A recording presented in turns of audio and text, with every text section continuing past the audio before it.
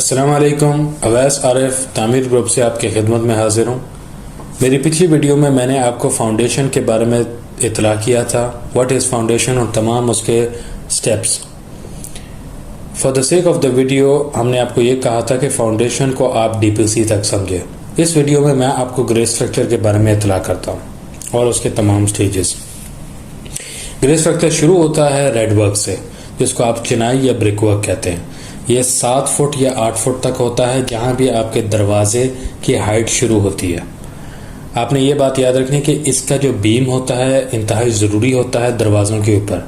ये बीम का काम ये होता है कि अनसपोर्टिव एरियाज जो दरवाजे और विंडोज़ हैं, इनको रेजिस्टेंट वॉल के थ्रू सपोर्ट प्रोवाइड करना।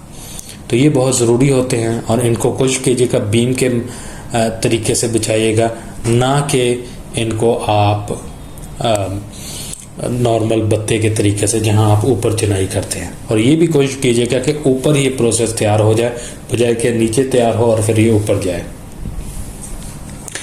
इसके बाद जो अगला स्टेज है वो ये है कि 2 या 3 फुट की चिनाई जो भी होती है, और उसके बाद आपकी छत का काम शुरू हो जाता है।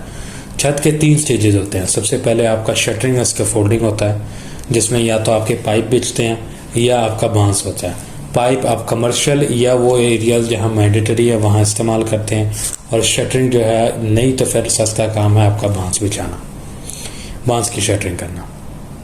अगला स्टेज है सरिये की बिछाई, जो आपकी जिसको आप बार बेंडिंग स्केड्यूल कहते हैं और जो एज पर ड्राइंग होती है। और उसके बाद आपकी छत की भराई होती है, जिसको आप लेंटर की भराई कहते हैं। इसके बाद आपने 3 से 5 दिन देना है लेंटर को, ताकि आपका लेंटर सूख जाए और उसको हवा मिले।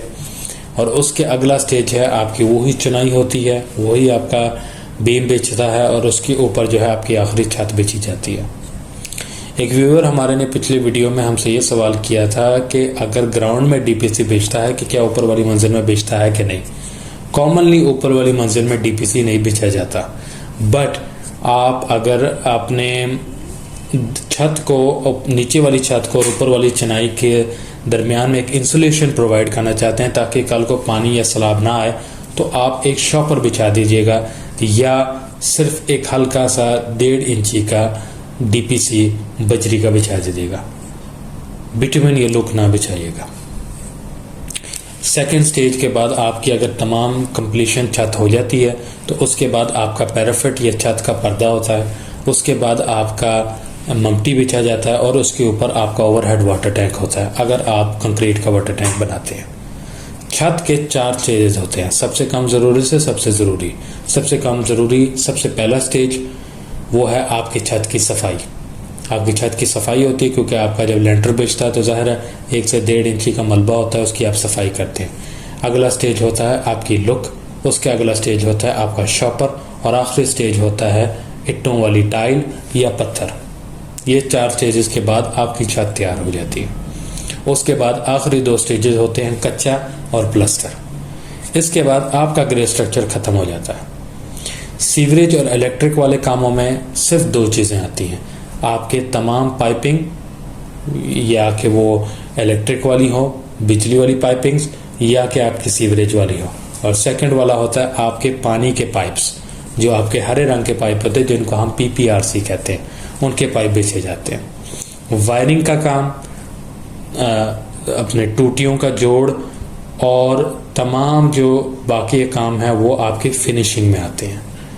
अक्सर हमसे ये सवाल किया जाता है कि क्या फ्रंट की जो टाइलें हैं जो आपके फ्रंट एलिवेशन में लगाई जाती हैं वो फिनिशिंग में आती है, ग्रे स्ट्रक्चर में आती है? वो आपकी फिनिशिंग में आती है। Plaster is the last stage of the grey structure. उसके बाद आपका फिनिशिंग का प्रोसेस शुरू हो जाता है। आप लोग ये ज़रूर पूछते हैं मेरे से कि कौन कौन सी चीज़ें हमें बताएं जो कॉन्ट्रैक्टर के हाथ ज़िम्मे होती हैं और कौन कौन सी चीज़ें हमारे ज़िम्मे होती हैं। तो कॉन्ट्रैक्टर के ज़िम्मे तमाम छत के अखराजात कॉन्ट्रैक्टर के ज़िम्मे होते हैं। तमाम जो है आपके कच्चे के जो अखराजात है वो भी कॉन्ट्रैक्टर की जिम्मेदारी होती है। बेशक वो आपका कॉम्पैक्टर हो गया, आपकी मशीन होगी, आपकी दुरमट हो गया, आपकी शटरिंग होगी, ये तमाम अखराजात आपके कॉन्ट्रैक्टर की जिम्मेदारी होती है। आपका काम होता है सिर्फ मटीरियल प्रोवाइड करना। हाँ, अगर आप PCC के पहले टर्माइट की दवाई करते हैं, टर्माइट के सोल्यूशंस के लिए आप एक स्प्रे फिरवाते हैं, तो वो आपका खर्चा है। Hope this video helps.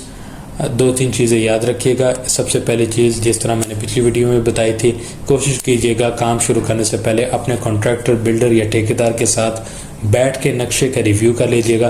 कुछ चीज़ें होती हैं जो आपके नक्शे में आउट ऑफ प्रोसेस होता है, फिर बाद में आपके कॉन्ट्रैक्टर के साथ आपके मसले मसाइल ना हो या काम रुका ना जाए, पहले अगर बात की जाए तो ज़रूरी होता है।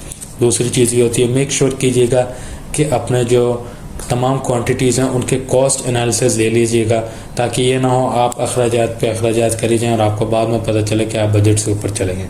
और तीसरी बात ये याद रखिएगा कि हर चीज़ को, ख़ास तौर में आपका जो स्ट्रक्चरल काम है, उसको एज़ पर ड्राइंग कीजिएगा, ड्राइंग से अलहदा नहीं कीजिएगा।